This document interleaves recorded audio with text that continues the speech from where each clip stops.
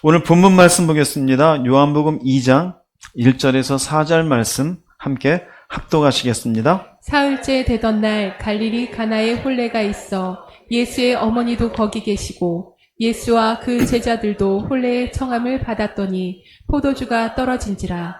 예수의 어머니가 예수에게 이르되 저들에게 포도주가 없다 하니 예수께서 이르시되 여자여 나와 무슨 상관이 있나이까 내 때가 아직 이르지 아니하였나이다. 네, 오늘은 요한복음 1장은 이제 마무리하고 요한복음 2장에 여러분들 많이 보셨던 가나 혼인 잔치로 시작되는 이 말씀을 함께 나누겠습니다. 유대의 결혼은 한 가정의 결혼식으로 끝나지 않고 온 마을의 축제입니다. 그 축제 가운데 모든 사람들이 와서 새롭게 출발하는 신랑과 신부와 함께 그 인생을 축복하고 흥겹게 시간을 보냅니다. 모두가 흥겨워하는 잔치에 포도주가 또 사람들의 흥을 돋구는 중요한 도구였는데 오늘 말씀에 보면은 난감한 상황이 됩니다. 포도주가 떨어지게 됩니다. 이런 상황에 예수의 어머니인 마리아가 예수님에게 말씀합니다. 저들에게 지금 포도주가 없다. 근데 여러분 눈으로 보시다시피 예수님 말씀하시기를 나하고 무슨 상관이 있습니까? 내 때가 아직 이르지 않았습니다. 말씀을 보면은 예수님은 지금 어머니 마리아의 요청을 거절하고 있는 말씀이죠. 그런데 결국 어머니의 요청을 받아들입니까? 안 받아들입니까? 받아들이죠. 요청을 거절하신 이유는 이유가 있습니다. 왜냐하면 예수님이 오신 이유를 알면은 이해할 수 있습니다. 예수님이 이 땅에 오신 것은 우리의 죄를 위해서 오신 것이에요. 우리의 죄를 해결하고 인간들로 하여금 그 죄의 올무에서 해방시키기 위해서 오신 것입니다. 예수님은 우리의 구원 사역을 위해서 오셨는데 잔칫집에 포도주 문제를 해결하기 위해서 오신 분은 아니란 말이에요. 그러니 예수님의 첫 번째 사역이요, 첫 이적을 한 가정의 잔칫집에 포도주 문제 해결하는 것은 구원 사역과 맞는 것이 아니었어요. 그런 이유 때문에 예수님은 나랑 무슨 상관이 있나이까? 라고 거절은 하셨지만 받아들여요. 왜 받아들였을까요? 어머님을 많이 불쌍히 여겨서가 아니라요. 어머님을 존중하기 때문에요. 어머님을 존중하는 것은 자신을 이 땅에 보내신 하나님을 존중하는 것이에요. 하나님을 존중하는 마음으로 어머니의 요청을 받아들입니다. 그리고는 잔치에 떨어진 포도주를 물이 변하여 포도주가 되게 하여 흥이 깨어지지 아니하고 잔치가 마무리될 수 있도록 하였다라는 것이 요한복음 2장에 나오는 가나 혼인잔치의 말씀이 되어집니다. 이 말씀을 통해서 우리에게 주는 교훈이 무엇인가? 한면으로 보자면은 예수님의 구원 사역과 관계가 없을 듯한 이 기적이 요한복음 2장에 첫 번째로 등장하게 되어졌고, 과연 이 등장한 말씀은 우리들에게 주는 교훈이 무엇인가? 이 내용을 함께 나누고자 합니다. 먼저는 이 말씀이 주는 첫 번째 중요한 교훈은 인생의 위기입니다. 요한복음 2장 2절 3절 다시 한번 읽어보겠습니다. 예수와 그 제자들도 혼례의 청함을 받았더니 포도주가 떨어진지라. 혼례는 기쁨의 자리입니다. 그런데 포도주가 떨어지게 되어지면은 위기의 상황이 되어지지요. 당시 유대 사회에서 포도주는 기쁨과 축복을 상징하는 것이었어요. 포도주를 통하여 흥을 돋우고 흥이 돋우어진 사람들이 두 사람의 앞날을 축복합니다. 우리의 전통 혼례 가운데도 보면은 결혼날 무엇을 먹죠? 우리 흔한 말로 국수 먹는다 그러죠. 왜 그럴까요? 국수 가닥처럼 길게 행복하게 살라는 얘기예요. 그런데 국수 먹으러 갔는데 국수가 없어요. 혼례가 어떻게 될까요? 이상하게 되겠죠. 그죠? 앞에 한 20명은 먹고 나머지는 하나도 못 먹었어요. 그러면 이상하게 되지 않을까요? 말은 뭐 축하합니다 그러지만 아니 왜 준비가 이거밖에 안 됐어? 또 막상 혼례를 준비한 쪽에서는 미안합니다 소를 연거푸해야 되겠죠. 요것도 마찬가지예요. 나름대로 포도주를 준비했을까 안 했을까요? 준비했어요. 그런데 떨어졌어요. 이건 우리에게도 마찬가지예요. 우리 인생도 나름 준비해서 살아요. 열심히 살아요. 그런데 포도주가 떨어지는 위기가 있을 수 있다라는 거예요. 인생의 포도주가 무엇일까요? 나도 나름대로 준비했는데 때로는 건강일 수 있어요. 어느 날 갑자기 건강검진을 받고 왔는데 안 좋은 진단의 결과를 받아들일 때 위기입니다. 물질일 수 있어요. 이 정도 벌면은 괜찮지 했는데 갑작스럽게 물질의 문제가 들이닥칠 수가 있어요. 자녀의 문제일 수 있어요. 멀쩡하게 잘 크는 줄 알았는데 엉뚱한 길로 가게 될 때 인생의 위기일 수 있어요. 사업하시는 분들은 사업이 잘 되는 것 같았는데 어느 순간 갑작스럽게 위기에 처할 수도 있어요. 언제든지 위기라는 것은 내가 준비했다 안 했다? 준비했어요. 그런데 어떻게 해요? 갑자기예요. 여러분 그럴 때가 있어요 없어요? 그럴 때 있어요. 그럴 때 있어요. 운동 열심히 하는 분이 어느 날 갔다 와서 나 암이래. 그러고 몇 달 뒤에 가는 경우도 있어요. 사업 잘 되는 친구인 줄 알았는데 몇 달 뒤에 갔더니 부도났다는 친구를 경험하게도 돼요. 공부 잘하는 아들인 줄 알았는데 어느 날 갑자기 나갔다가 사고치고 들어오는 자녀가 될 수도 있어요. 인생의 위기는요, 생각지 않은 순간에 갑자기 와요. 그러면 그럴 때 어떻게 하겠습니까? 가나 혼인 잔치가 우리에게 주는 교훈은요, 당신의 인생에 위기가 온다면 어떻게 넘길 것인가를 주는 퀘스천이 있어요. 혼례를 준비하는 이 가정은 포도주를 준비 안 합니까? 포도주 준비했죠. 아무 생각 없이 혼례를 치르겠습니까? 그러나 떨어지게 돼요. 우리도 인생을 나름대로 열심히 살고 준비해요. 떨어지게 돼요. 그때 어떤 마음일까요? 동분서주하겠죠. 이리 쫓아다니고 저리 쫓아다니고 문제를 해결하기 위해서 사람도 만나보고 돈도 어떻게든 꾸어보려고 노력을 하고 애를 쓸 것이에요. 그런데 오늘 본문에서 우리에게 주는 것은 그렇게 사람을 만날 수도 있고 동분서주하면서 내 생각이 가지고 있는 방식으로 뭔가 풀어보려고 노력할 수도 있겠지만 요한복음 2장의 가나 혼인잔치에서 우리에게 주는 지혜는 그러지 말고 예수께로 그 문제를 가지고 가라는 거예요. 문제는 우선순위입니다. 나도 뭔가 해결할 방법이 있어요. 그런데 우선순위를 누구에게로 가지고 간다? 예수께로 가져가요. 요한복음 2장 2절 3절 다시 한번 읽어보겠습니다. 예수와 그 제자들도 혼례의 청함을 받았더니 포도주가 떨어진지라. 예수의 어머니가 예수에게 이르되 저들에게 포도주가 없다 하니. 포도주가 떨어졌어요? 그랬더니 예수의 어머니가 누구한테 얘기합니까? 예수님에게 와서 포도주가 없다고 해요. 지금 도움 요청을 누구한테 하고 있는 겁니까? 예수님에게 도움 요청을 하고 있는 게 웅진 형제님, 도움 요청을 예수님이 하고 있어요. 왜 그럴까요? 예수님도 잔치에 참여하고 있어요. 이 잔치가 흥겹게 잘 마무리되는 것이 좋지 않겠느냐, 문제를 해결하는 게 좋지 않겠느냐는 요청이에요. 그런데 생각해 보세요. 떨어졌어요. 이 사이에 무엇이 사실 있어야 될까요? 옆집에도 가보고 동네에 포도주가 많다는 사람 집을 찾아가지 않을까요? 우리도 물질적인 문제가 어려움이 딱 생기면 친구든 아는 지인 가운데 돈 좀 있다는 사람에게 먼저 뭐 할까요? 전화하지 않겠어요? 포도주는 저 집밖에 없어요? 다른 집은 포도주가 없어요? 그러면 이 사이에는 뭐가 있어요? 옆집에도 가보고 동네 여기저기 알아봐가지고 지금 부족한 포도주를 채울 걸 찾아본 뒤에 와가지고 우리가 백방으로 노력해 보았지만 포도주를 구할 수 없으니 아들아 문제 좀 해결해 달라가 우리에게 맞는 것 같죠. 그렇죠? 근데 여긴 보면은 떨어지자마자 누구에게 가요? 예수님에게 가요.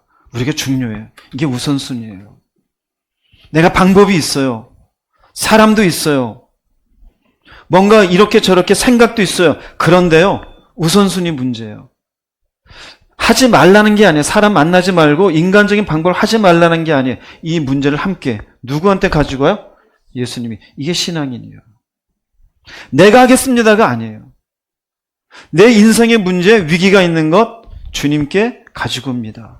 주님, 이 문제를 해결해 주십시오. 자, 내가 할 방법도 있고 내가 만나서 저 사람이 날 도와줄 것도 같고 여러 가지 많은 이런저런 생각나는 게 있는데 왜 구태여 우리는 우리 인생의 위기 문제를 왜 예수님에게 요청해야 될까요? 왜? 왜 요청해야 될까요? 자, 오늘 잔치 자리에 누가 참석하고 계셨어요? 예수님. 그러니 마리아가 예수님 요청했어요. 우리는 예수 믿는 사람이에요. 그 예수님을 우리는 뭐라고 얘기해요? 주님이라고 얘기해요. 모든 세상을 주관하시는 분이요, 만드신 분이라고 얘기해요. 우리 인생에 함께 하시는 만물의 주관자, 섭리자가 우리 주님으로 계시니 그 주님이 내 인생에 함께 하실 뿐만 아니라 내 인생의 문제에 무엇도 갖고 계셔요? 관심도 갖고 계셔요. 당연히 그분은 함께 해결하기를 원하시기 때문입니다. 이게 믿음이에요. 그런데 우리는 내 방법이 있고 내가 할 수 있는 게 있으면 예수는 제껴놓고 내 방법을 우선시해요. 해볼게요. 아니요. 이건 바른 믿음이 아니라는 것을 가나 혼인잔치에서 보여주어요. 예수님의 어머님도 다른 사람들이 문제를 해결하는 방식을 보고 얘기할 수 있었겠죠. 그게 아니었어요. 이 말씀이 왜 성경에 있을까요? 우리도 똑같아요. 교회 안에도 그래요.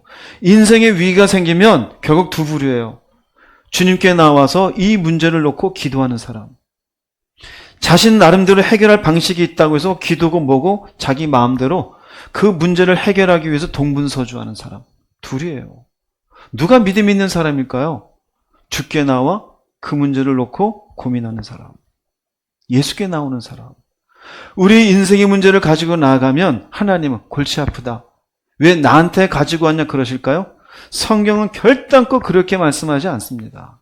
시편 55편 22절 말씀 읽어보겠습니다. 여러분의 짐을 여호와께 맡기십시오. 그러면 그분이 여러분을 돌보실 것입니다. 그분은 절대로 의로운 사람을 넘어지게 하지 않을 것입니다. 여기에 여러분과 동일한 것은 의로운 사람이에요. 무슨 말이에요? 하나님의 사람이에요. 믿음으로 사는 사람이에요. 믿음으로 산다는 건 여호와께 맡기면 돌볼 걸 믿는 거예요. 근데 입으로는 믿음인데 염려와 근심과 걱정으로 아무개에게 전화를 하고 어떻게 자신의 생각으로 밤새 고민을 해요. 그게 믿음일까요? 그래서 성경을 보세요. 너희들이 인생에 문제 있을 때 염려하라 있어요? 없어요? 찾으면 저한테 얘기해 주세요. 두려워하라 있어요? 없어요? 없어요. 하나님의 사람은 왜 두려움과 염려가 없을까요? 뭐 할 수 있으니까요? 맡길 수 있으니까. 자, 교회 다녀요. 근데 여전히 인생의 위기가 있는데 절대 하나님께 맡기지 못해요. 내 생각과 계획과 내가 가지고 있는 알고 있는 모든 방법을 다 동원하려고 애쓰면서 그저 허덕허덕 대고 있어요. 그 사람이 믿음 있는 사람일까요? 아니요. 자기가 가용한 주변의 사람과 능력을 펼칠 수 있는 자기가 하겠다는 이 사람은요, 믿음의 사람이 아니에요. 손에 잡히는 대로 내 생각의 논리가 맞는 대로 자기 인생을 살 뿐이에요. 성경은 얘기합니다. 너희의 짐을 하나님께로 가져오라. 그러면 넘어지게 하지 않을 것이다.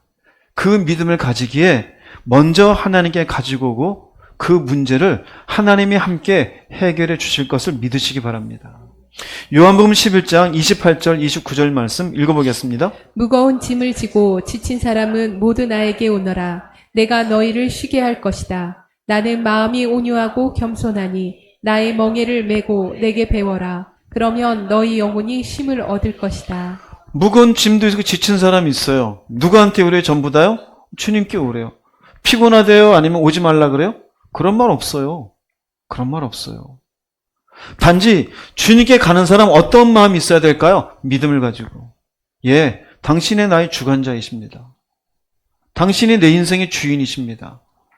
내 인생은 당신의 손 안에 있습니다. 이 문제에도 관심이 있으신 것을 제가 뭐합니다? 믿습니다. 그럼 어떻게 될까요? 그러면 너의 마음이, 너의 영혼이 쉼을 얻을 것이다. 최소한이요. 문제를 해결되든 문제가 해결되지 않아도 그 안에서 하나님의 섭리와 뜻을 발견하는 사람이 되어져요. 가나 혼인잔치는 믿음의 사람이 인생의 위기를 만났을 때 우선순위가 무엇에 둬야 되는지를 보여줘요. 내가 해결할 수 있는 방식이 있든 없든 먼저 예수께로 문제를 가지고 나오는 사람이 되기를 주의 이름으로 축복합니다. 두 번째, 가나 혼인잔치에서 보여주는 것은 그렇게 예수께 나왔어요. 도움을 요청했어요. 성경이 보여주는 것은 도움을 요청한 사람의 믿음을 말씀하고 있어요. 요한복음 2장 5절 말씀 읽어보겠습니다. 그의 어머니가 하인들에게 이르되 너희에게 무슨 말씀을 하시든지 그대로 하라 하니라. 이게 굉장히 어려운 말이잖아요. 우리는 늘상 뭐라 그럴까요? 물질의 세계에 갇혀있기 때문에 논리적이고 합리적인 방식을 따르잖아요. 포도주가 없으면 포도주를 만들 최소한 재료는 있어야겠죠.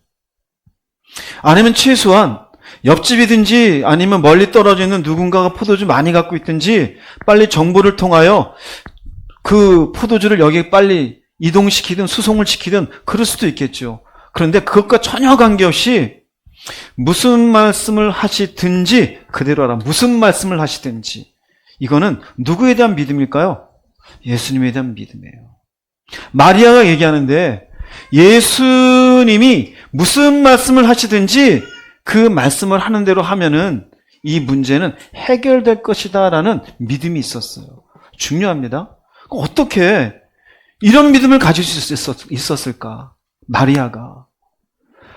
합리적이지 않잖아요. 방식을 따져야 되잖아요. 우리 가운데 논리를 따지는 사람 얼마나 많아요. 생각해봐라. 상식적으로 생각해봐라. 상식. 이게 상식이에요? 상식이 아니잖아요. 왜 마리아는 이렇게 말할 수 있었을까요? 자신의 인생이 상식적인 인생이 아니었어요. 합리적인 인생이 아니었어요. 10대 때 그저 정혼한 요셉이 있었을 때 어느 날 성령이 와서 선사가 와서 네가 성령에 의하여 아이를 가질 것이다 라는 수태고지를 받아요. 여러분 같으면 어떻겠어요? 말도 안 되잖아요. 상식적이라면은 동침을 하든지 아니면 어떤 관계가 있어야 될 거 아니에요? 아무것도 없이 네가 아이를 가질 거라 그래요. 그때 누가복음 1장 38절 말씀 읽어보겠습니다. 마리아가 이르되 주의 여종이 오니 말씀대로 내게 이루어지이다 하매 천사가 떠나가니라. 여기 보세요. 말씀대로 내게 이루어지이다. 말씀대로 내게 이루어지이다. 즉 천사가 잉태를 예고했을 때 말씀대로 내게 이루어지다는 의미는 마리아는 하나님의 능력으로 자신의 아이를 잉태할 것을 어떻게 하고요? 믿고 받아들였어요. 믿고. 그럼 믿은 건 무엇을 믿은 거예요? 말씀을 믿은 거예요. 그 말씀을 믿었더니 아이를 가질 수 없는 처녀의 몸인 자신에게 아이가 어떻게 됐어요? 잉태되었어요. 출산했어요? 안 했어요? 출산했어요. 출산한 아이를 젖을 먹였어요. 그 아이를 키웠어요. 그리고 지금 포도주가 떨어져 있는 이 현장에 그 아이가 장성한 어른이 되어서 함께 참석하고 있어요. 즉 마리아는 자신의 몸에서 태어난 예수님이 하나님의 아들이심을 알았어요. 그죠? 그래서 주님이 말씀하시면 포도주가 떨어진 문제가 해결될 것을 믿었어요. 그렇기 때문에 무슨 말씀을 하시든지 중요한 건 뭐였어요? 말씀이었어요. 왜요? 자신도 하나님이 주신 그 말씀을 믿었더니 잉태할 수 없는 아이를 잉태했어요. 그러니 지금 하인들에게 얘기해요. 무슨 말씀을 하시든지. 뭘까요? 철저하게. 이 믿음이 문제를 해결한 출발점이 된 거예요. 굉장히 중요합니다. 우리 인생에 문제가 있어요. 위기가 있어요. 그런데 뭐가 없는지 알아요? 하나님의 능력에 대한 신뢰가 없어요. 뭘 따질까요? 재료를 따져요. 상식을 따져요. 합리성을 따져요. 봐봐, 돈이 없잖아. 날 도와줄 사람이 없잖아. 나 능력이 없는데? 나 곧 죽을 것 같은데? 저 애는 희망이 없어. 저렇게 공부를 못하는데? 뭘 따질까요? 자기가 생각한 논리를 따져요. 내 인생은 맨날 이렇게 살 거야. 돈이 없으니까. 저 인간은 가능성이 없어. 저렇게 못 돼가지고. 그게 전부 뭐예요? 합리성이잖아요. 뭐가 없는 거예요? 능력에 대한 신뢰가 없어요. 마리아는 보세요. 말씀만 믿으면 말씀이 이루어진 걸 경험했어요. 그러니 주님이 말씀만 하면 이 말씀대로 움직이면 포도주 문제가 해결될 것을 믿었어요. 우리 인생도 마찬가지예요. 이 믿음이 있으면 하나님의 일하심을 보게 되는 줄로 믿습니다. 굉장히 중요해요. 미세하게 교회 안에 다니는 사람들이 전부 하나님을 믿는다 그래요. 그런데 자기 논리 위에 하나님 믿어요. 바쁘면 바쁜 대로 핑계를 대고, 피곤하면 피곤한 대로 핑계를 대요. 아주 대표적인 예로요. 기도하는 것. 성경은 기도하라 그래요? 안 피곤하면 하겠대요. 일면 맞는 말 같아요. 시간 날 때 하겠대요. 맞는 말 같아요. 그런데 성경은 쉬지 말고 기도하라고 얘기해요. 근데 우리의 논리는 그런다고 뭐가 나와 그래요. 그래요? 그 꾸준함을 유지해 봤어요? 그 끝에 하나님이 무슨 일을 하신지 봤어요? 보지도 않고 얘기해요. 왜 그럴까요? 하나님의 능력에 대한 신뢰가 없기 때문에 그래요. 우리가 믿음의 조상 그러면 누구를 얘기하죠? 아브라함이죠. 어느 날 아브라함에게 하나님 말씀합니다. 아들 이삭을 번제물로 바치라. 그리고 다음날 일어나서 모리아 산으로 아들의 손을 잡고 산으로 올라갑니다. 그때 아브라함이 이런 얘기를 합니다. 창세기 22장 8절 말씀 읽어보겠습니다. 아브라함이 이르되 내 아들아 번제할 어린 양은 하나님이 자기를 위하여 친히 준비하시리라 하고 두 사람이 함께 나아가서 하나님이 자기를 위해서 친히 준비하시. 이게 무슨 말일까요? 즉 이삭을 바치라고 했을 때 이해는 못했어요. 왜 바치라고 했는지. 그러나 하나님이 준비하실 것이라는 신뢰가 있었어요. 즉 무엇을 바탕으로 했을까요? 하나님의 성품은 이렇게 하지 않을 것이다. 그분의 능력에 대한 무엇이 있었어요? 믿음이. 여러분 정직하게 본인을 보세요. 하나님이라고 얘기하는 그 고백 속에 정말로 하나님이 어떤 능력을 가지신 분이라는 믿음을 가지고 고백하는지, 실제 그분이 일하시는 분이라고 믿어져요? 존재하시는 분이라고? 내 인생의 위기 가운데 나는 상상하지 못할 방식으로 저분은 어떻게 하든지 이 문제를 지나가게 하실 것이라는 믿음이 있어요? 없는 분도 있잖아요. 합리적인가 따지잖아요. 있네 없네, 사람이 있네 없네, 돈이 있네 없네, 내 능력이 있네 없네. 믿음이란 자체가 합리적인 게 아니에요. 그래서 믿음을 히브리서 11장 여러분 배웠잖아요. 보이지 않는 것들에 대한 실체라고. 안 보이는 거예요. 준비된 게 아브라함 눈에 보였어요? 안 보였어요? 안 보여요. 근데 자기를 위해서 친히 준비하시리라, 이 믿음을 가지고 올라갔어요. 즉 이런 믿음으로 가지고 올라갔기 때문에 그는 아들 이삭을 바치는 것에 주저없이 칼을 들었고, 히브리서 말씀에는 하나님이 죽은 자 가운데서라도 살리실 줄을 뭐 했다 그래요? 믿었다 그래요. 뭘 믿은 걸까? 그게 하나님의 능력이다 이거예요. 여러분 어떠세요? 계산 위에만 있지 않습니까? 논리 위에만 있지 않습니까? 그건 믿음이 아니에요. 이스라엘 백성들이 하나님께 범죄해 나라를 잃어버립니다. 남쪽에 유다가 망해요.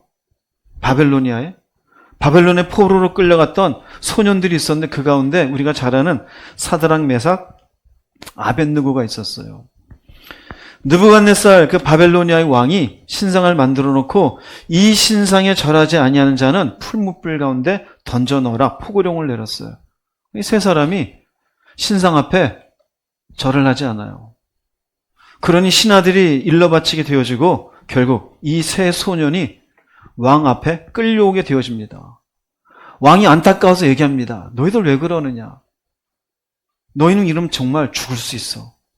한 번만 신상 앞에 무릎 꿇으면 너희들 살 수 있어. 그런데 다니엘서 3장 17, 18절에 이렇게 얘기합니다. 읽어보겠습니다. 왕이여 우리가 섬기는 하나님이 계시다면 우리를 맹렬히 타는 풀무불 가운데서 능히 건져내시겠고 왕의 손에서도 건져내시리이다. 그렇게 하지 아니하실지라도 왕이여 우리가 왕의 신들을 섬기지도 아니하고 왕이 세우신 금 신상에게 절하지도 아니할 줄을 아옵소서. 네, 하나님이 계시다면 우리 건져줄 거예요. 그런데 건지지 않아도 신상에는 절을 안 합니다. 이게 뭘까요? 철저하게 이런 고백의 바탕엔 어디 있어요? 하나님이에요. 하나님이에요. 여기에서 앞에 보이는 건 맹렬히 타는 풀무불이에요. 그런데 죽어도 좋다는 거예요. 전제가 어디에 있어요? 하나님이에요. 하나님이 건져주실 것을 이미 믿고 있어요. 그렇게 하지 않아도 꺾이지 않아요. 누구에 대한 신뢰를 꺾이지 않아요? 하나님에 대한 신뢰가 얼마나 대단합니까? 결국 이 세 사람들 풀무불 가운데 던져져요? 안 던져져요? 그래, 그럼 들어가 봐라. 던져져요. 잘 죽었죠? 잘 죽었죠? 안 죽었어요. 머리털 하나 그슬리지 않고 나왔어요. 누구의 능력일까요? 하나님의 능력이에요. 자, 우리 인생에 위기가 있어요? 여러분들 어떻게 믿으세요? 염려, 근심, 걱정, 큰일 났다. 이게 뭔 죄입니까? 하나님, 당신이 일하실 줄 믿습니다. 이게 뭔 죄입니까? 가나 혼인잔치 지금 잘 따라와 보세요. 포도주가 떨어졌어요. 예수님에게 마리아가 문제를 가져갑니다. 그럴 때 마리아의 마음은 뭐였어요? 말씀대로만 되면 문제는 해결된다. 인간적인 방법들은 일단은 두 번째, 세 번째. 이런 말 할 때 마리아의 마음에 근심과 염려와 예수님을 바라볼 때 달달달 떨면서 동공이 흔들렸을까요? 절대 그렇지 않아요. 여러분 어떠세요? 그런 하나님에 대한 신뢰가 있습니까? 도움을 요청하는 사람의 마음속에는 그런 신뢰에 대한 믿음이 있어야 돼요. 교회만 나오고 나 믿나이다 라고 해서 되는 게 아니에요.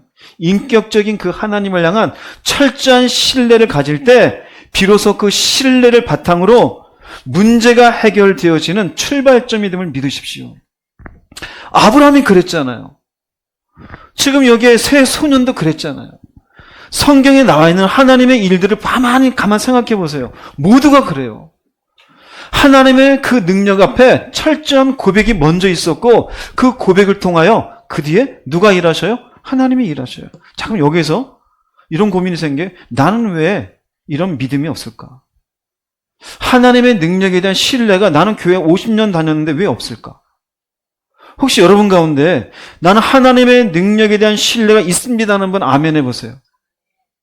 아니 그냥 이 교리적으로 아멘 하지 마시고요. 진짜 위기가 와도 나는 흔들리지 아니하고 그분에게 마리아처럼 내어 맡길 만한 믿음이 있습니다. 진짜로 내 안에 있습니다. 이게 의심이 안 듭니다 하는 분만 아멘 해보세요. 야, 맞네요. 생각보다. 그런데 안 되는 분도 많죠? 안 되는 분은 고개만 끄덕끄덕 그려보세요. 사실대로 해보세요. 예, 한 8명, 9명 되네요. 여기서 곱하기 한 3은 하면 되겠죠? 네. 안 되는 분 많잖아요. 왠지 알아요? 속여요. 남들이 믿음 좋은 것 보고 나도 그런 줄 알아요. 아무개 자매님, 아무개 형제님이 열심히 하나님 앞에 믿음으로 가는 거 보고 같이 밥 먹고 같이 식사하고 같이 차 마시니까 나도 그런 줄 알아요. 아니요? 천만의 말씀이에요. 우리가 마태복음 25장에 보면은요, 나중에 우리가 죽었을 때 양과 염소로 하나님 딱 나누어요. 둘이 똑같이 교회 다녔어요. 언니, 동생 했어요. 근데 너는 양이고 너는 염소다요. 왜 그럴까요? 달라요. 같은 여성교회, 같은 남성교회에서 하나님 얘기 똑같이 해요. 하나님은 알아요. 너는 나의 능력을 신뢰하는 자요. 너는 늘 두려움과 염려 속에 교회만 다닌 인생인 것. 양과 염소로 딱 나누어요. 여러분에게 오늘 하나님의 능력에 대한 신뢰는 어떻게 생기는지를 말씀드릴게요. 알고 싶으세요? 알고 싶지 않으세요? 알고 싶죠? 네. 먼저요, 이거를 꼭 기억하세요. 하루아침에 안 생겨요. 절대로 안 생겨요. 오늘 교회 처음 오신 분이 오늘 여기서 은혜를 받았어요. 하나님에 대한 신뢰가 절대로 안 생겨요. 하나님과의 관계 속에서 점차 자라나게 되어져요. 나무를 예로 들어볼게요. 우리가 산에 가면 나무들이 막 있어요. 근데 우리가 산에 예전에 민둥산에 많을 때 묘목을 심었잖아요.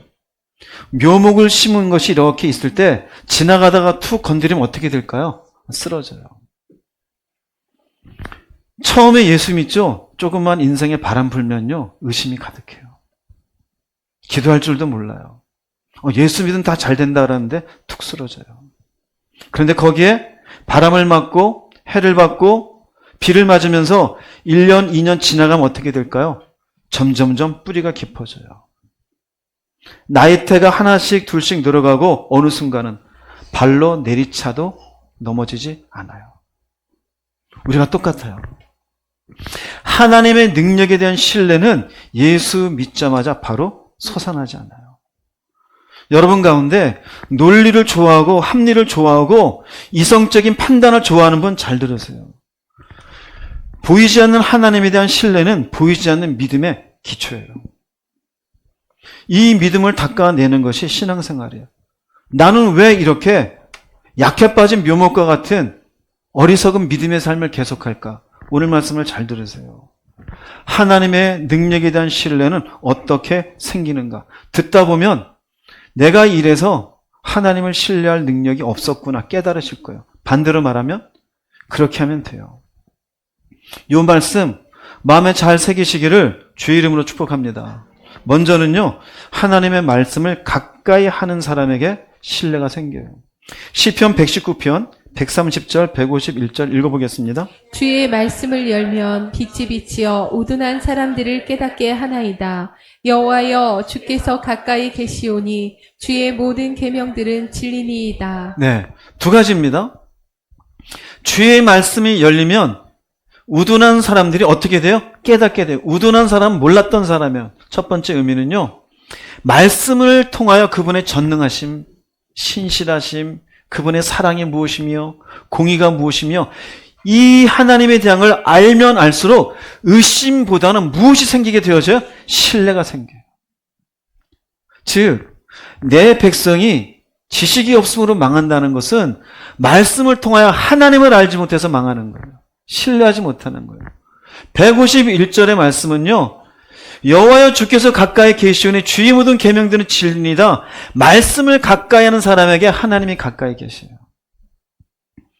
그래서 말씀을 읽으면서 깨달아가는 순간에 또 한 번 깨달으면서 소름이 끼치는 건 하나님이 여기 계시는구나. 결국 그것이 경험되면 경험될수록 믿음의 나이테가 어떻게 될까요? 늘어나게 되어져요. 그런데 말씀은 집에 책꽂이에나 쓱 던져져 있고 영 것도 없고 가까이 함도 없어요. 입으로는 있어요. 말씀이 진리고 말씀이 무엇이고. 근데 아무것도 보는 게 없어요. 그럼 알까요? 모를까요? 몰라요. 그럼 신뢰가 있을까요? 없을까요? 없어요. 하나님의 능력에 대한 신뢰가 없는 분, 말씀을 가까이 안 하기 때문입니다. 그러면 가까이 하면 신뢰가 생긴다 안 생긴다? 요거 하시기를 주의 이름으로 축복합니다. 첫 번째요. 두 번째는요, 하나님의 일하심을 경험하는 사람이에요. 신명기서 7장 18절 19절 말씀 읽어보겠습니다. 그들을 두려워하지 말고 내 하나님 여호와께서 바로와 온 애굽에 행하신 것을 잘 기억하되 내 하나님 여호와께서 너를 인도하여 내실 때에 내가 본 큰 시험과 이적과 기사와 강한 손과 편팔을 기억하라. 내 하나님 여호와께서 내가 두려워하는 모든 민족에게 그와 같이 행하실 것이요. 네, 이스라엘 백성들이 애굽을 나왔고 40년 광야를 지냈고 이제 가나안 땅 들어가기 전이에요. 근데 뭐라 그럽니까? 네 하나님 여호와께서 네가 두려워하는 모든 민족에게, 가나안 백성들에게 그와 같이 행할 것이요. 지금까지 이끌어내었던 것처럼. 근데 뭐라 그래요? 네가 본 큰 시험과 이적과 기사와 강한 손과 편팔을 무엇해라? 기억해라. 이스라엘 백성들 애굽 땅에서 나올 때 10가지 재앙이 있었잖아요. 파리의 재앙이 있었고 물이 막 시뻘겋게 변하게 되어지고 개구리가 있고 나중에 장자가 죽는데 이스라엘 백성은 안 죽고, 그리고 또 하나님께서 홍해바다를 갈라서 나오게 해주어요. 얼마나 큰 시험과 이적이에요. 쓴물을 만났는데 단물로 만나 주어요. 먹을 게 없는데 하늘에서 아침마다 만나를 주셔요. 기가 막힌 여러 가지 많은 이적과 기사가 있었어요. 이건 전부 누가 하신 걸까요? 하나님이 하신 거예요. 왜요? 그들을 가나안으로 인도해 내기 위해서 은혜를 베푸셨어요. 이것을 뭐하라 그래요? 기억하라 그래요. 하나님이 인도하시고 보호하셨던 은혜들을 기억하여 하나님을 신뢰하라는 거예요. 즉, 신뢰는 어디에서 생기는지 아세요? 과거의 경험 위에 쌓입니다. 과거의 경험 위에. 예수를 믿었어요? 믿고 나서 여러분들 30년 된 분도 있고 10년 된 분도 있고 50년 된 분도 있겠지요. 근데 생각해 보세요. 죽을 뻔하다가 살아났던 분 아멘 해보세요. 누가 살려주었어요? 인생을 내가 더 이상은 못 살겠다 그러는데 새 길을 열어주셔서 그 새 길에서 일해 보신 분 아멘 해보세요. 누가 했을까요? 질병 가운데 어떻게 하면 좋을까 하다가 그 질병이 이상하게 낫게 되어지고 아니면 좋은 의사를 만나서 완전히 치료되어서 건강해 되었다는 분 아멘 해보세요. 누가 해주었을까요? 하나님이 주었어요. 여러분의 인생에 과거의 은혜의 경험이 있습니까? 없습니까? 있죠. 그 경험을 바탕으로 오늘의 인생의 위기에도 누가 일하실 것에 대한 신뢰를 가지는 거예요? 하나님이요. 근데 인간은요, 참 망각의 존재예요. 다 하나님의 은혜다 그러면서 오늘 그분을 의심해요. 여러분 헤아려 보세요. 하나님께서 여러분들에게 해주셨던 것들, 살려주셨던 것들, 새로운 길을 열어주셨던 것들, 위기 속에서 건져주셨던 것들, 내가 생각하지 않은 방법으로 채워주셨던 것들, 그런 것들을 경험하여 기억하는 사람은 하나님을 신뢰하는 사람이에요. 할렐루야. 오늘 여러분들이 눈으로 내가 누군가를 볼 수 있는 건강을 가지고 있는 것도 하나님의 은혜인 줄 믿으시기 바랍니다. 내가 아침에 무엇인가를 먹고 나온 그 음식도 하나님이 준비해 주신 은혜의 결과물임을 믿으시기 바랍니다. 다 은혜예요. 전부 하나님이 일하신 거예요. 그 일하심을 여러분들 곰곰이 생각해 보세요. 그분이 지금 일 안 하셔요? 여러분의 인생에 관심이 없으셔요? 여러분의 인생의 위기 속에 그분은 나몰라라 하실까요? 이때까지 그러지 않으셨는데 갑자기 나몰라라 해요? 생각해 보세요. 과거에 하나님이 일하심을 헤아리시는 지혜로운 분들이 되시기 바랍니다.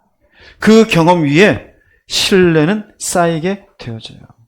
세 번째, 하나님의 능력에 대한 신뢰는 어떻게 생기는가? 세 번째는 하나님과의 친밀함을 유지하는 사람이에요. 예레미야서 33장 3절 말씀 읽어보겠습니다. 너는 내게 부르짖으라. 내가 내게 응답하겠고 내가 알지 못하는 크고 은밀한 일을 내게 보이리라. 자, 기도하라는 얘기죠. 근데 기도하면 응답해 주겠대요. 은밀한 일을 보인대요. 그럼 응답을 받고 은밀한 일을 보인 사람과 응답과 은밀한 일을 보지 못한 사람의 차이가 있을까 없을까요? 차이가 있어요. 이게 무엇을 얘기할까요? 이 말씀은요, 응답하시고 은밀한 일을 보이신 하나님과의 친밀한 관계에서 신뢰가 생기는 거예요. 다른 사람들은 모르지만 하나님이 나한테 이렇게 응답해 주셨어. 그때 이 일은 하나님의 이런 이유로 이렇게 진행된다라는 말씀이 있었어. 이것이 하나 둘 쌓인 어느 날 내 속에 뭐가 생겨요? 하나님은 살아계시고 하나님은 일하고 계시며 나를 떠나지도 버리지도 않을 뿐이라는 무엇이 생겨요? 신뢰가 생겨요. 결국 기도는 뭘까요? 하나님의 존재, 하나님의 능력을 경험해요. 의심이 뭘까요? 하나님의 존재를 의심해요. 그분의 능력을 의심해요. 왜 그럴까요? 경험이 없었어요. 결국 그 사람 무엇이 없었던 거예요? 기도가 없는 사람이에요. 아주 간단합니다. 하나님의 능력에 대한 신뢰는 어떻게 생기는가? 즉, 기도의 자리에서 하나님과의 친밀한 관계를 유지하는 사람이에요. 나는 왜 하나님의 능력에 대한 신뢰가 없었는가? 기도를 개떡같이 알고 있었으니까요. 안 하잖아요. 안 하잖아요.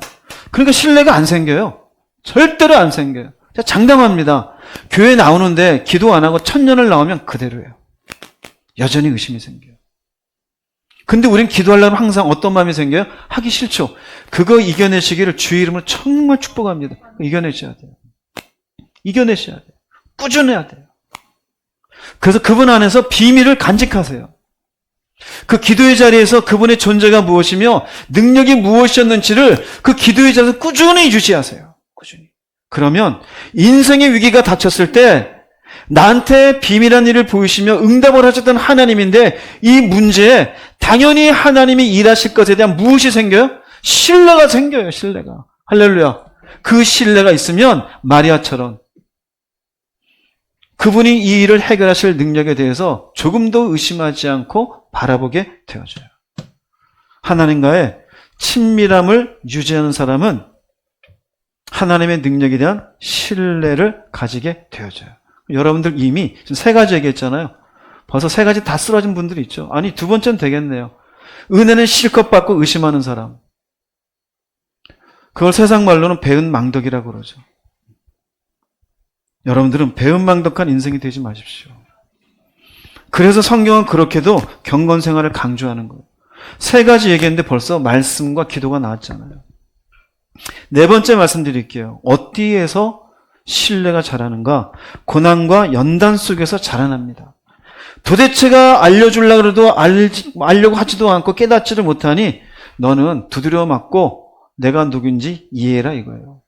로마서 5장 3절 4절 읽어보겠습니다. 우리가 환난 중에도 즐거워하나니 이는 환난은 인내를, 인내는 연단을, 연단은 소망을 이루는 줄 알미로다. 네, 이 말씀은요. 따라서 하세요. 경험주의자에게 해당되는 얘기. 맛봐야 알겠다. 도마처럼 손으로 만져봐야 알겠다. 하나님 그래요. 그래. 불구덩이 속에 내가 넣어줄게. 두드려 맞고 다리가 부러지고 머리가 깨진 뒤에 아하 하나님이 계시구나. 경험주의자. 옆에서 무슨 얘기를 해도 그냥 난 나대로 할래. 그러다가 깨져요. 그게 환난이에요. 연단이 있어요. 근데 끝에 뭐가 연결되어져요? 소망이. 소망이 눈에 보여요? 안 보여요? 안 보여요. 왜 환난이 소망과 연결될까요? 환난을 당하고 연단을 당하고 보니 보이지 않는 하나님의 약속에 소망이 생기는 거예요. 진짜구나. 진짜구나. 이전엔 없었어요. 그런데 환난과 연단을 지나고 보니 하나님은 살아계시고 살아계신 하나님의 약속에 대해서 틀림이 없구나라고 하는, 이전엔 논리적이고 자기 생각대로 살던 사람이 이제는 보이지 않는 하나님에 대한 신뢰를 가지는 것이 소망인 것이에요. 무엇이 그렇게 만들었어요? 환난이에요. 그래서 어려움 속에서 하나님에는 붙들 것이 없을 때 전적으로 누구를 신뢰하게 되어져요? 하나님을요. 제가 좋게 얘기한 거예요. 두드려 맞고 하나님 외에는 방법이 없을 때 하나님 살려주세요 라고 하는 거예요. 하나님 살려주세요. 그래서 하나님이 살려주신 방법을 경험하고 나면은 하나님이 뭐 하시구나? 살아계시구나. 하나님을 신뢰하고 살아야지. 그렇게 깨닫게 되어져요. 여러분, 지혜로운 인생 되기를 주의 이름으로 축복합니다. 교회 안에도 지혜롭지 못한 분들이 있어요. 꼭 환난과 연단을 지나가야 아하 그렇구나 하는 분이 있어요. 지혜가 없는 거예요. 하나님은 꼭 사람들을 다 때리고 싶을까요? 원래 이스라엘 백성들이 애굽을 나올 때 40년을 하나님이 원래 계획했었습니까? 그렇지 않았어요. 근데 이 인생들이 하나님을 의심하는 거예요. 정탐을 해야겠네 말아야겠네. 그리고 간에 만에. 그래서 40년 동안 이스라엘 백성들을 결국 환난과 연단의 시간을 보내게 했던 거예요. 우리도 그래요. 예수를 믿고 사실은 하나님의 마음은 환난과 연단을 주고 싶은 마음은 없어요. 그러나 내가 그분을 신뢰하지 않으니, 뭐만 있으면 자기 생각대로 움직이고 자기 감정대로만 움직이니 신뢰하는 건 없고 하나님이 환난을 주어요. 그래서 내가 이해하지 못할 사람 밑에서 빡빡 긁히게 만들고 생각지 않았던 인생의 문제 속에서 허덕이게 만들고 도대체 나한테는 관계없던 질병인 줄 알았는데 그 질병이 나를 힘들게 만들고 그 과정을 지나면서 누가 계시는구나? 하나님이 계시는구나. 혹시 여러분의 인생에 지금 하나님이 이렇게 나를 지나가게 한다라는 분이 계시면 내가 경험주의자구나. 도마와 같은 인생이구나 깨달으시고 빨리 소망을 붙잡는 신뢰의 인생이 되시기를 주의 이름으로 정말 축복합니다. 그래야 환난이 끝나요. 안 그러면 환난 안 끝납니다. 네 번째요. 그럼 다섯 번째로 하나님의 능력에 대한 신뢰는 어떻게 생기는가?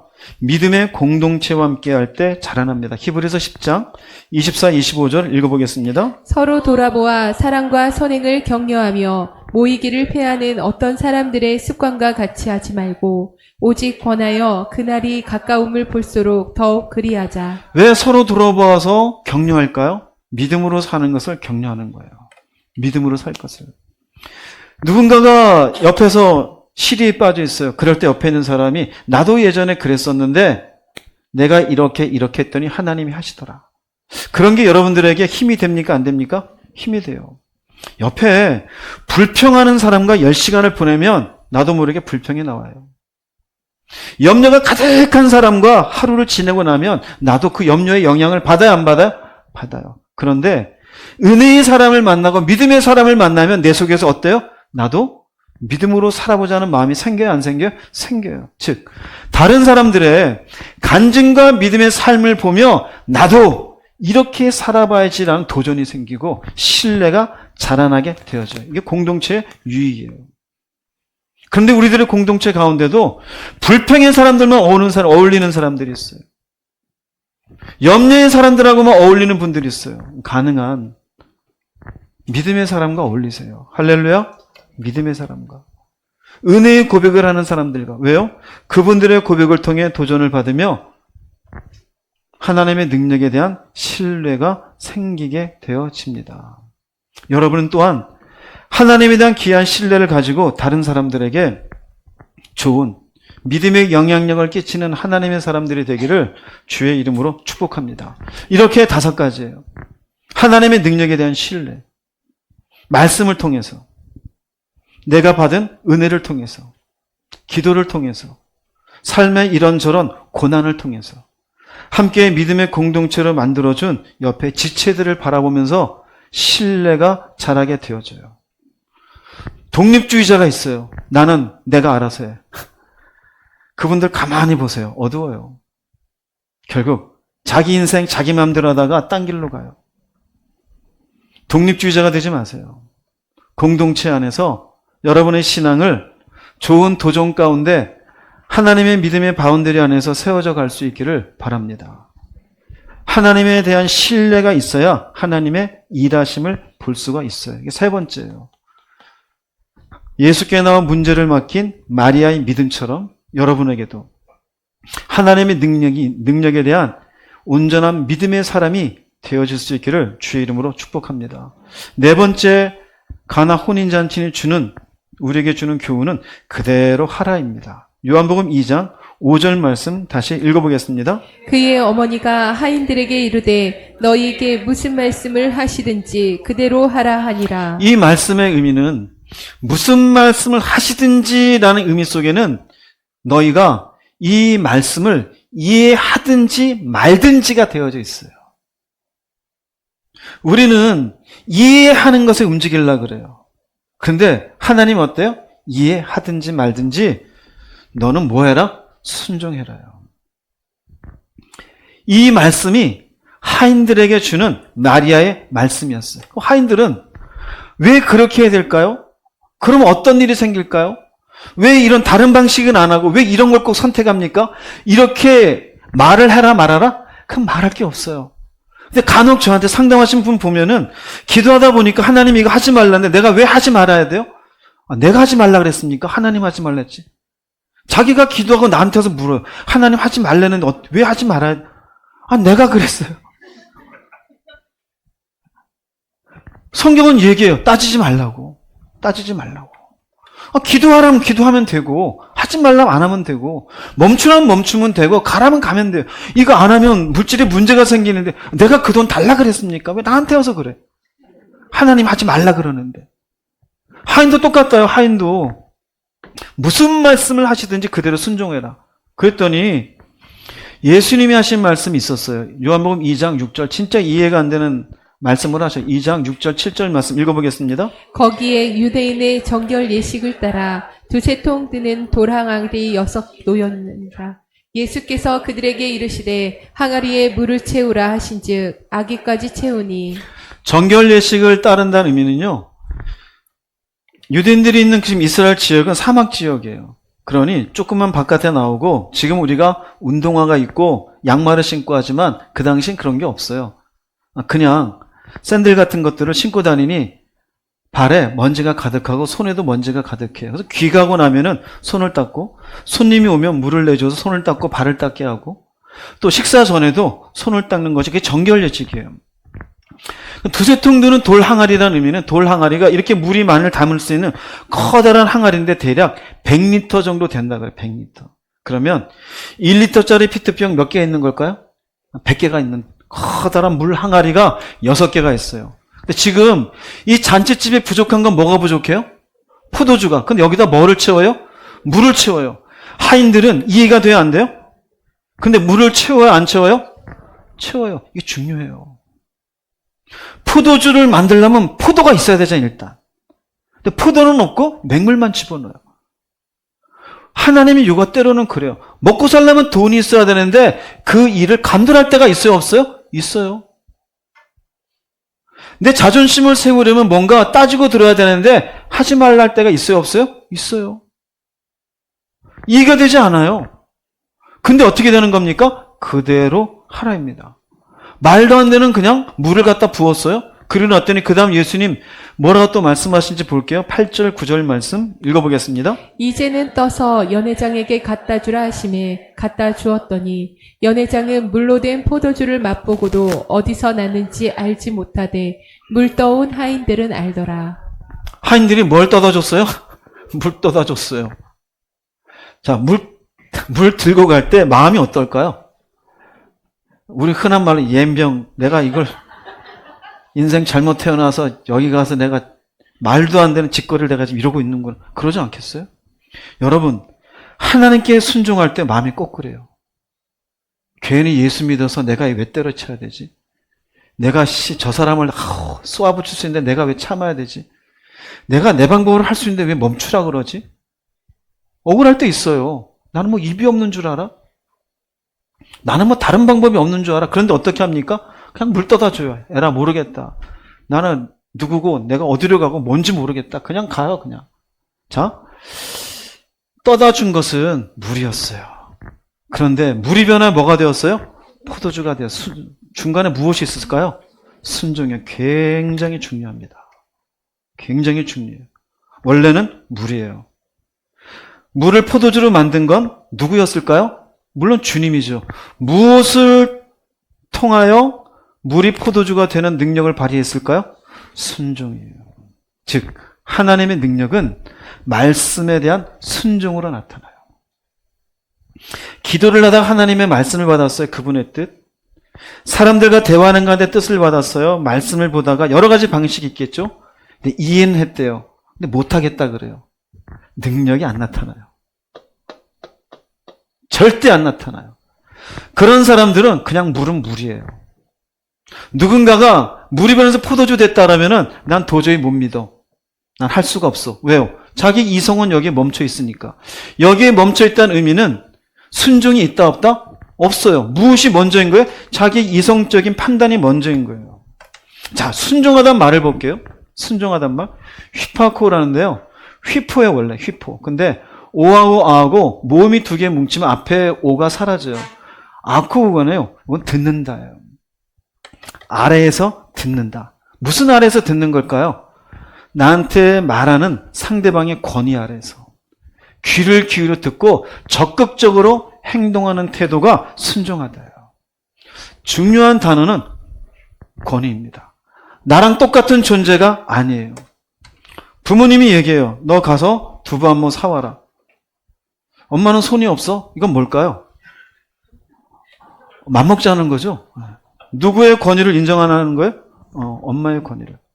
선생님이 야, 너 오늘 남아서 좀 청소 좀 해. 선생님은 손이 없어요.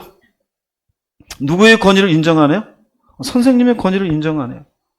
직장에서 부장님이 이제 들어온 직원한테 얘기합니다. 자네 이 업무 해결하고 누구도 좀 만나봐. 저 오늘 바쁜데요. 누구의 권위를 인정하네요? 예, 상사의 권위를 인정하래요. 자, 이게 대상이 하나님이 됐어요. 하나님의 말씀이에요. 너 용서해 주어라. 내가 왜 용서해 주어야 돼? 너 기도해라. 바빠 죽겠는데 나보고 기도하래. 물질을 사랑하지 말라. 하나님이 인간으로 안 살아봐서 모르겠죠. 돈이 얼마나 중요한데. 이에 대해서 무슨 말인지? 너 회사 간도라. 웃기고 있네요. 지금 여기서 내가 얼마나 잘 나가는데. 왜 간도요? 너 좀 간두고 나랑 시간 좀 보내자. 하나님 그걸 한가하십니까? 나도 바빠서 못합니다. 이게 뭘까요? 순종이 없잖아. 즉 순종이 없는 믿음은요, 말씀하시는 하나님의 권위 아래 있지 않는 거예요. 마치 엄마 보고 엄마는 손이 없어 왜 내가 두부 사? 똑같은 거예요. 그러므로 이 믿음은 어떤 믿음이에요? 헛된 믿음. 그런데 인간들은 뭐라 그래요? 나도 믿음이 있다고 얘기해요. 안다라는 거예요. 아는 걸 뭐를 할까요? 두부 사오라는 얘기는 알았어요. 청소하라는 선생님이 얘기도 알았어요. 직장인 상사가 지시하는 업무 내용도 이해를 했어요. 내가 안 한 거예요. 그럼 그 사람은 올바른 자녀, 올바른 학생, 올바른 직원의 모습을 갖췄어요? 안 갖췄어요? 안 갖췄어요. 회사 같으면 어떻게 할까요? 그냥 간둬라. 부모는 어떻게 할까요?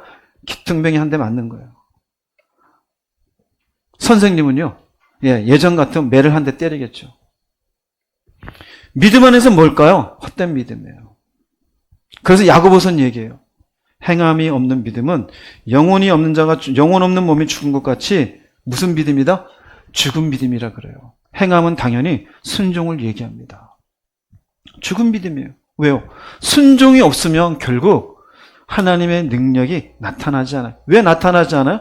그 사람의 믿음으로 하나님을 대하지 않았으니까요. 그런데 우리는 어디에 매달려 있어요? 이해에 매달려 있어요. 이해.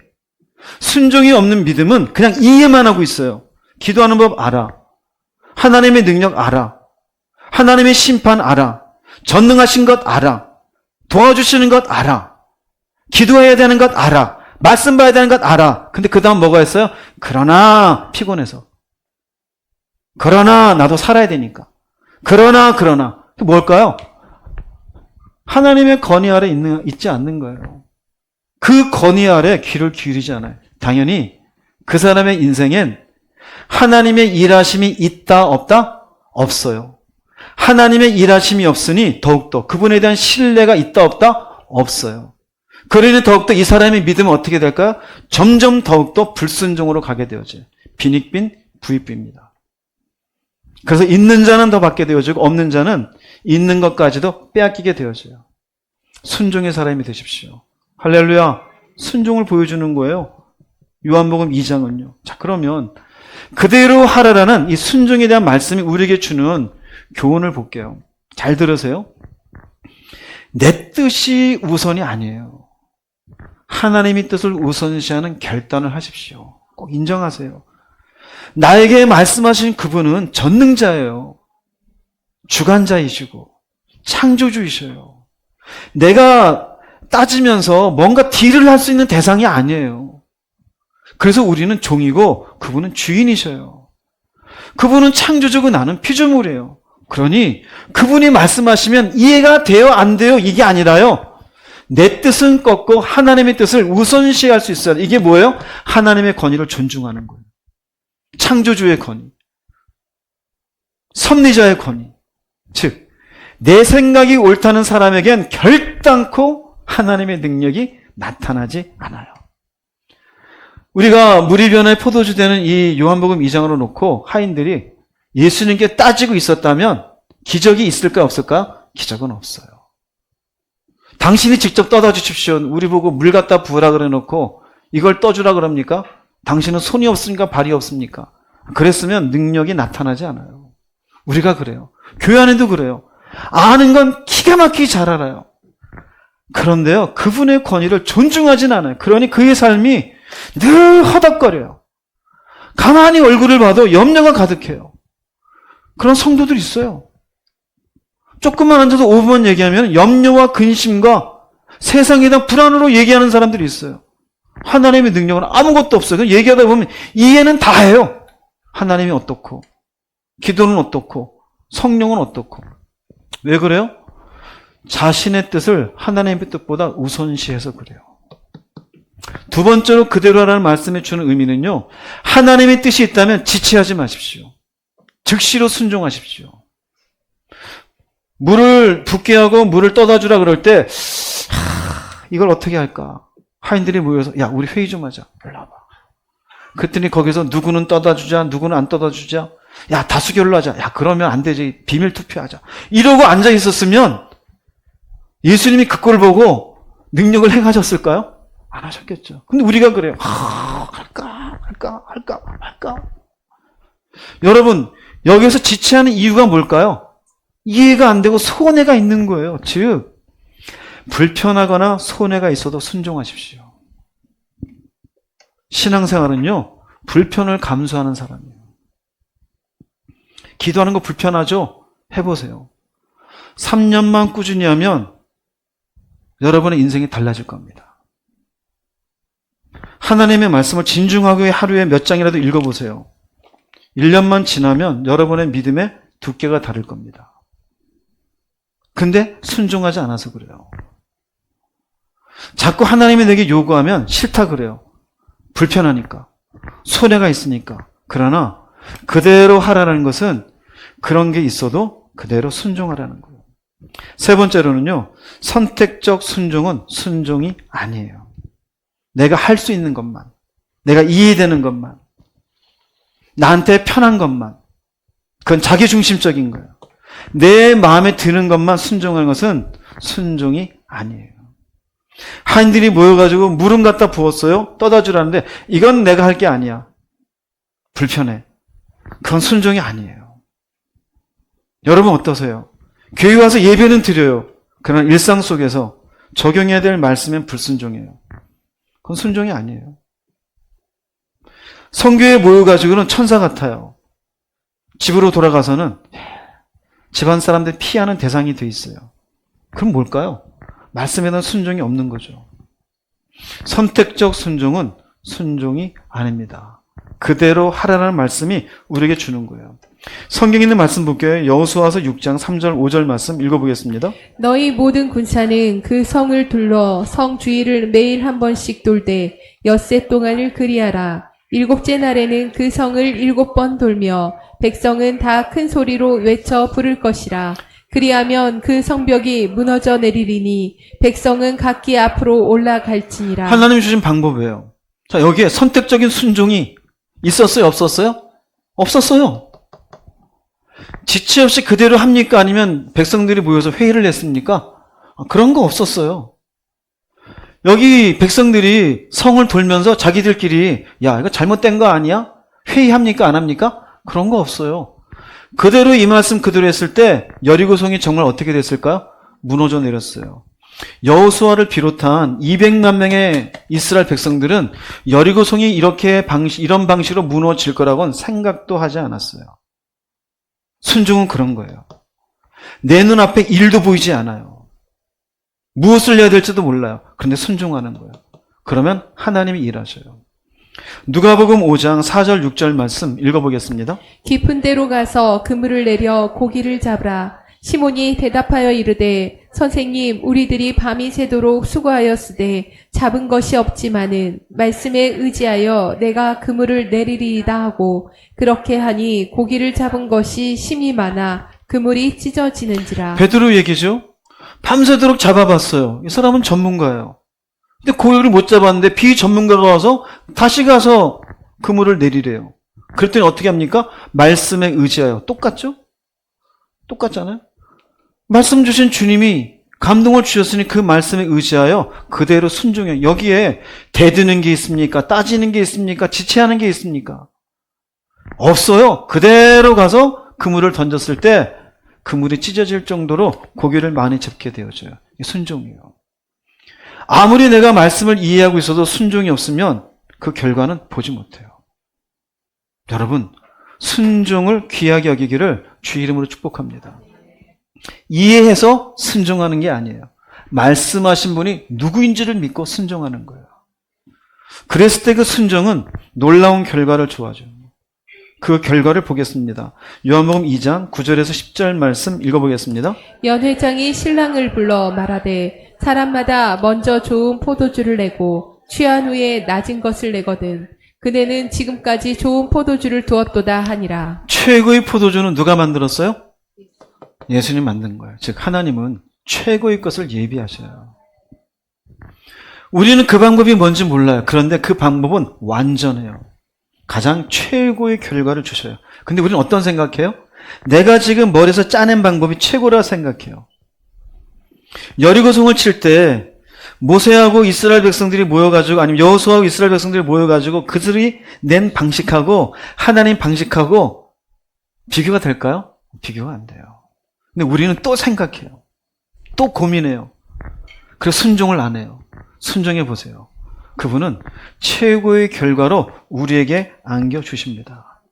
고린도전서 2장 9절 말씀 읽어보겠습니다. 기록된 바 하나님이 자기를 사랑하는 자들을 위하여 예비하신 모든 것은 눈으로 보지 못하고 귀로 듣지 못하고 사람의 마음으로 생각하지도 못하였다 함과 같으니라. 우리를 위해서 예비하신 모든 건 내 생각과 내 감정과 내 이성과는 아무 관계 없어요. 내 눈으로, 내 귀로, 내 생각으로 전혀 관계 없어요. 이렇게 하면 이렇게 되겠지, 그러니까 이렇고. 아니요. 불순종은 결국 인간적인 후회를 낳아요. 순종은 하나님의 놀라운 결과를 보게 되어져요. 야, 진짜 하나님이시구나. 야, 이분이 이렇게 능력이 있으시구나. 말도 안 되는 이런 결과를 인간이 할 수 없는 것들을 생각지도 못한 걸 주어요. 근데 또 인간은 어때요? 또 고민해요, 또. 아마 여러분도 또 그럴 겁니다. 또 생각해요. 그러면요, 순종의 결과 절대 못 봐요. 창세기 22장 13, 14절 말씀 읽어보겠습니다. 아브라함이 눈을 들어 살펴본즉 한 수령이 뒤에 있는데 뿔이 숯불에 걸려 있는지라. 아브라함이 가서 그 숫양을 가져다가 아들을 대신하여 번제로 드렸더라.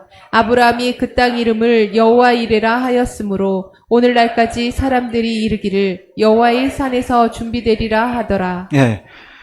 아브라함이 아들 이삭을 바치라는 하나님의 말씀을 놓고 고민만 하고 있었으면 여호와 이레 하나님을 경험 못해요. 그러나 이해는 되지 않지만 순종했을 때 그분이 준비하신 수량을 경험하게 되어져요. 즉 순종이 있어야 여호와 이레를 경험해요. 그런데 우린 자꾸 상식을 얘기해요. 따져봐, 생각해봐. 그게 맞잖아. 그게 상식적이잖아. 그게 합리적이잖아. 그래요? 신앙생활을 합리적으로 사는 거예요? 신앙이란 자체가 보이지 않는 하나님에 대한 믿음과 우러를 앙자인데 그게 합리적이에요? 믿음 자체가 합리적이에요? 우리가 보이지 않는 하나님을 소망한다는 게, 하늘을 소망한다는 게 합리적이에요?